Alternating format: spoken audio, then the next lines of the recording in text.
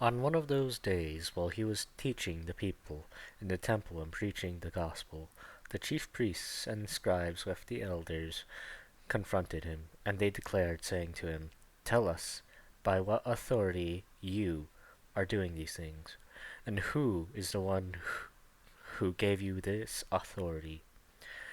But he replied to them, "I will also ask you a question, and you tell me.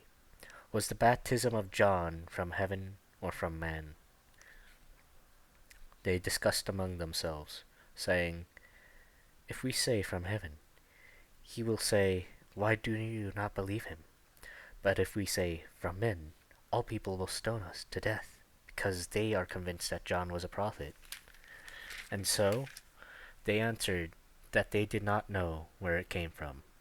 And Jesus said to them, "Neither am I telling you by what authority I do these things." But he began to tell the people this parable. A man planted a vineyard and leased it to vine growers, and went on a journey for a long time. And the harvest time he sent a slave to the vine growers, so that they would give him his share of the produce of the vineyard. But the vine growers beat him and sent him away empty-handed. And he proceeded to another slave. But they beat him also, and treated him shamefully, and sent him away empty-handed. And they proceeded to send a third. But this one, too, they wounded and threw out. Now the owner of the vineyard said, "What am I to do? I will send my beloved son. Perhaps they will respect him." But then the vineyard growers saw him. They discussed with one another, saying, "This is the heir. Let's kill him, so that the inheritance will be ours." And so they threw him out of the vineyard and killed him. What then will the owner of the vineyard do to them? He will come and put these vine growers to death, and will give the vineyard to others. However, when they heard this, they said, "May it never happen." But Jesus looked at him and said, "Then what is this statement that has been written? A stone which the builders rejected, this has become the chief cornerstone?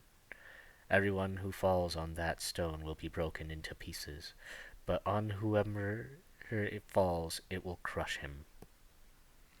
The scribes and the chief priests tried to lay their hands on him that very hour, and yet at the fear of the people they were aware that he had spoken this parable against them, and so they watched him closely, and sent spies who pretended to be righteous in order that they might catch him in some statement, so that they could hand him over to the jurisdiction and authority of the governor.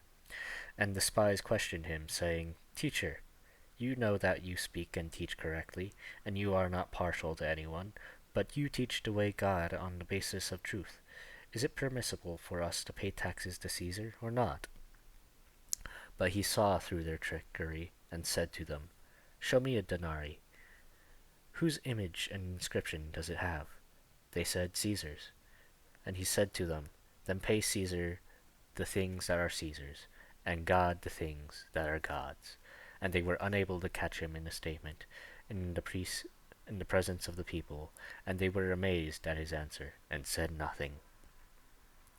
Now some Sadducees, who maintained that there is no resurrection, came to him, and they questioned him, saying, "Teacher, Moses wrote for us that if a man's brother dies, leaving his wife and he is childless, that his brother is to marry the wife, and raise the children for his brother. So then, there were 7 brothers, and the first took a wife, and died childless, and the second and the third married her, and in the same way all 7 died, leaving no children. Finally, the woman also died. Therefore, in the resurrection, which one's wife does the woman become? For all 7 married her." Jesus said to them, "The sons of this age marry, and the women are given in marriage.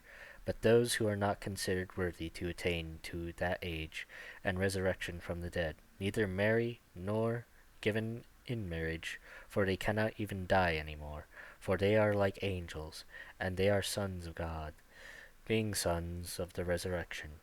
But as for the fact that the dead are raised, even Moses revealed this in the passage about the burning bush, where he calls the Lord the God of Abraham, the God of Isaac, the God of Jacob. Now, he is not the God of the dead, but of the living. All live to him. Some of the scribes answered and said, Teacher, you have spoken well. For they did not have the courage to question him any longer about anything. But he said to them, How is it that they say the Christ is David's son? And David himself said in the book of Psalms, The Lord said to my Lord, Sit at my right hand until I make your enemies a footstool for your feet. Therefore David calls him Lord, and so is he his son? And while all the people were listening, he said to the disciples, Beware of the scribes, who like to walk around long robes and personal greetings in the marketplaces, and chief seats in the synagogues and places of honor at banquets, who devour widows' houses, and for appearances' sake offer long prayers, for will receive all the more condemnation.